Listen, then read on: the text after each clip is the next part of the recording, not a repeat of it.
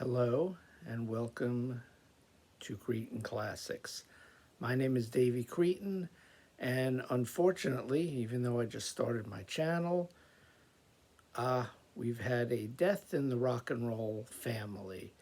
Charlie Dominici, the second singer of Dream Theater, has passed away at the age of 72. Charlie took over for Chris Collins back in the mid to late 80s, about 87 or so, before they had recorded their first album. And they scored a record deal with Mechanics Records through MCA, also oddly enough known as the Musical Cemetery of America. And Charlie Dominici sang on the first Dream Theater album that came out in 1989 called When Dream and Day Unite.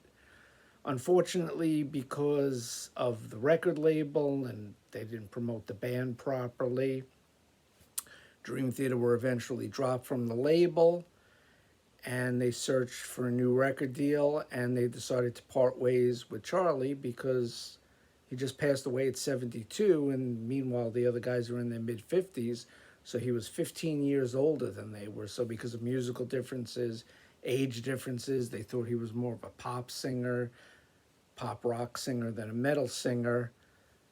Charlie Dominici left Dream Theater in about 1990 or so.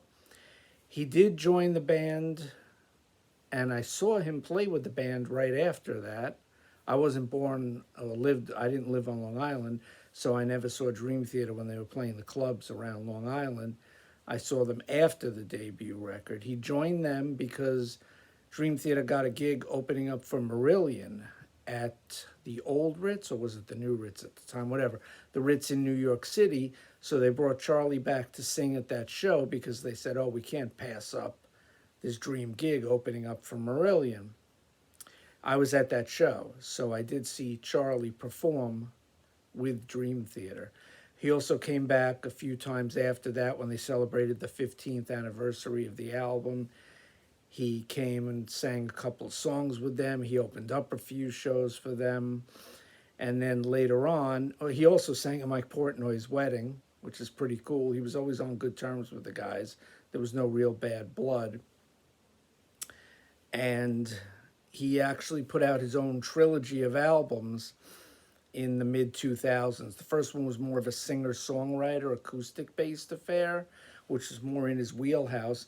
And then for the second and third parts, he put out two records that were progressive metal, much in the vein of Dream Theater. So, also, I met the whole band, Dream Theater, because they came to the record store I was working at. At the time, it was Titus Oaks Record Exchange in Hicksville, Long Island. And one of my coworkers at the time, she's since passed too, unfortunately, Leah, was friends with the band, and she brought them down to sign autographs and to sign the posters. She made a nice display in the store. So I did meet the band, and I just remember they were all dressed in black leather. And it was the first time I was actually meeting, quote-unquote rock stars. I thought they were cool guys, all dressed in black leather. I liked the album because, as they said back in the day, Dream Theater was a mix of Rush and Metallica put together. So I said, oh, that's right in my wheelhouse. So I really liked the first album, and I've been a fan of the band ever since 1989.